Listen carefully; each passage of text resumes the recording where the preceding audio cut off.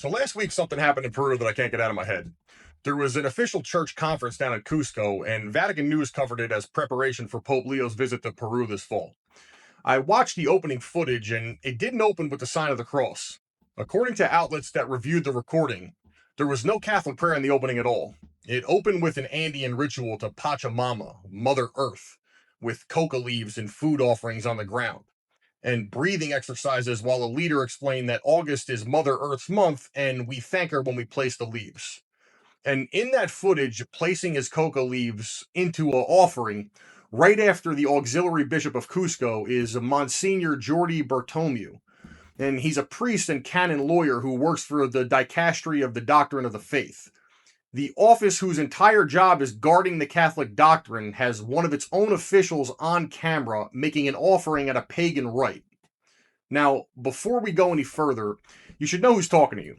I'm not a theologian or a canon lawyer. I'm a contractor who came back to the faith after 15 years away, and this is where I work through the tough stuff out loud. Like and subscribe if that's your thing. But you don't need a degree in order to understand this. You just need to be able to read. So let's read.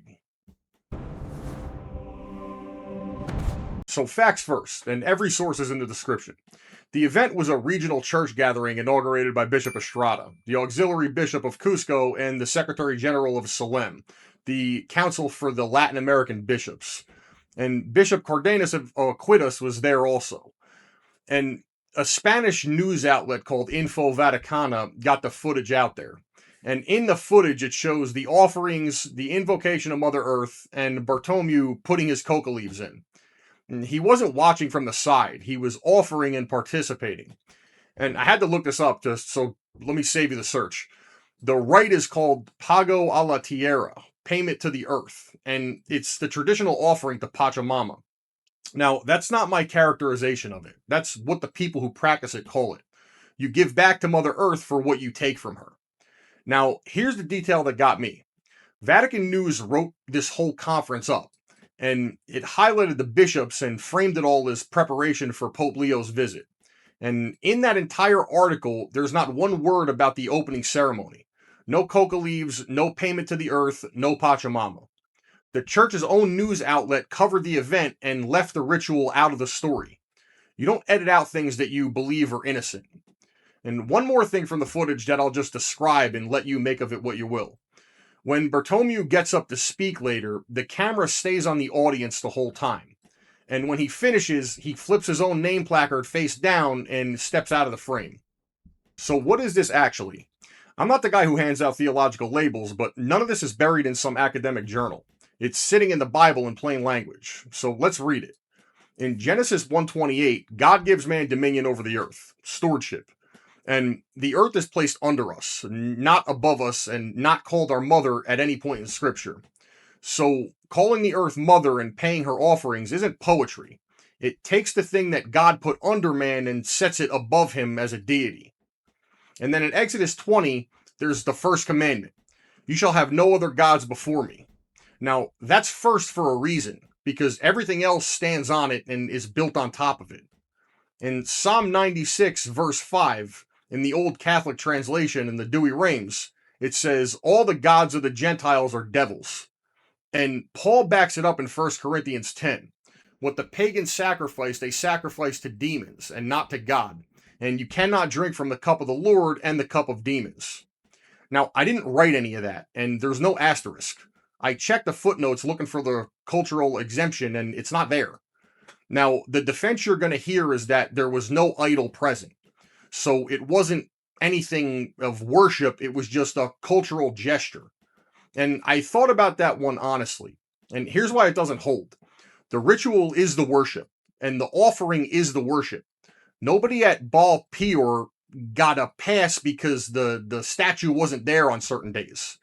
And the church has always taught that what an act means on the outside carries weight no matter what's inside. And this is why a Catholic who bows to Buddha in just to try to be polite has still bowed to a false god. And in a religious context, that act means what it means. The Catechism's word for giving divine honor to a created thing is idolatry. In paragraph 2113, The church's own words specifically state that. Now, these aren't my words. And notice I'm not saying heresy. Heresy is denying a doctrine on paper. Idolatry is the thing that God answered with plague and sword. I'm using the heavier word because it's the accurate one. And if anybody thinks that God grades this type of thing on a curve for leaders who just went along with the crowd, that experiment's been run already. In Exodus 32, Moses is on the mountain and the people panic, and they lean on Aaron, who's the high priest and Moses' own brother. And Aaron folds and makes the golden calf. And the thing is, he doesn't even invent a new god. He announces the whole thing as a feast to the Lord, and he wraps the idolatry in the language of the true faith. Now, does that sound familiar? And when Moses confronts him, Aaron gives the oldest excuse in the world. He says, you know these people, they made me do it. And you know what it cost him.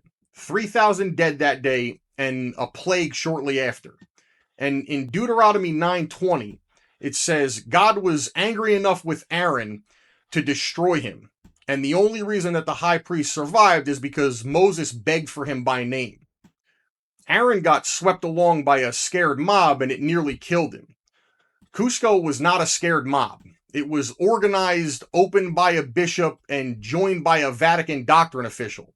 Then it was written up by the Vatican media news outlet and defended so far by silence. And scripture is brutal on this point. The leaders draw greater judgment. In James 3:1, it says, teachers get judged more strictly. Now that's God's standard, not mine. And Cusco is not a one-off. In 2019, there was the Amazon Synod, with Pachamama figures at a ceremony in the Vatican gardens. And Pope Francis was present. And then they were set up at a church near St. Peter's. And at the time, 2 young Catholics took them and threw them into the river. And the statues were later fished out, and there was a papal apology made to the people who were upset by the statues going into the river. I made a whole video on that one because the apology pointed in exactly the wrong direction. And it touches on the current pontificate too. Because before he was Pope Leo, reports and photographs went around of then Father Robert Prevost taking part in an Andean ritual back in 1995. Now, I'm saying this carefully on purpose. The images are sourced in the description, so weigh it for yourself. So you've got 1995, 2019, and now 2026. A rite organized by bishops at a church event preparing a papal visit with a doctrine official's hands in the offering. 3 decades and multiple pontificates with the same goddess. At some point, that stops being a string of misunderstandings and becomes a direction. And the machinery isn't complicated. The church has a beautiful thing called enculturation, where you bring Christ into the culture and he elevates it. That's how half of Christendom got built. But somewhere along the line, it got flipped. And the question stopped being, how do we bring these people to Christ, and became, how do we absorb their practices into the church? The first one converts continents. The second one ends with coca leaves in Monsignor's hand. Now, here's the part that ties this whole channel together, because you've watched me run this test before. This summer, when the SSPX consecrated bishops without mandate, Rome went from warning to maximum penalty in under 24 hours. It had excommunications and revoked faculties, done. And I made a video on that, and I said pretty plainly that the act was schismatic and Rome had every right to act. But the speed proved something, that the machinery works fine when Rome wants to use it.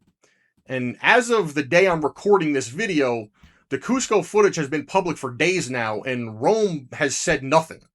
There's no correction, no discipline, not even a clarification. The Vatican outlet that covered the event still hasn't acknowledged that the ritual even took place. And the silence is louder because Pope Leo already said the right words. He told the church in the Amazon that creation is a gift to be cherished, not a deity to be venerated.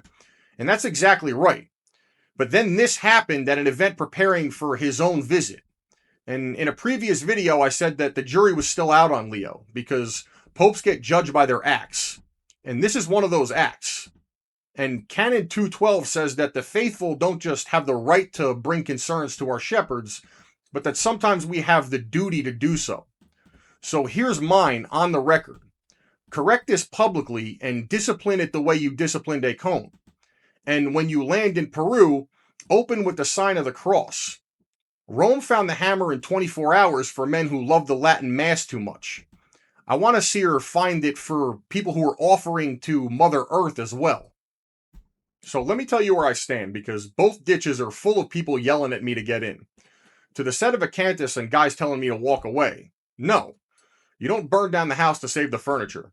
Leaving hands the enemy 2 wins, the scandal itself and your soul out of the boat. And to the defenders already typing that it was just a cultural gesture, open Psalm 96:5 and show me which culture gets to reclassify the gods of the nations. Take your time. Here's my position. I'm not rebelling against Rome. I'm standing inside her against the error being tolerated in her. The same way Athanasius stood against Arianism when most of the bishops in the world went along with it. Athanasius didn't leave and he didn't soften. 4 emperors exiled him 5 times and he kept defending and contending for the truth and for the faith. And he did it from inside the church that he refused to abandon. Today, the men who exiled him are trivia questions and he's a doctor of the church. That's the model. Not rage, not despair, and not the door. You say what's true out loud, and you hold your communion with a grip they can't break. So pray for Pope Leo by name, and that he governs this instead of just phrasing it.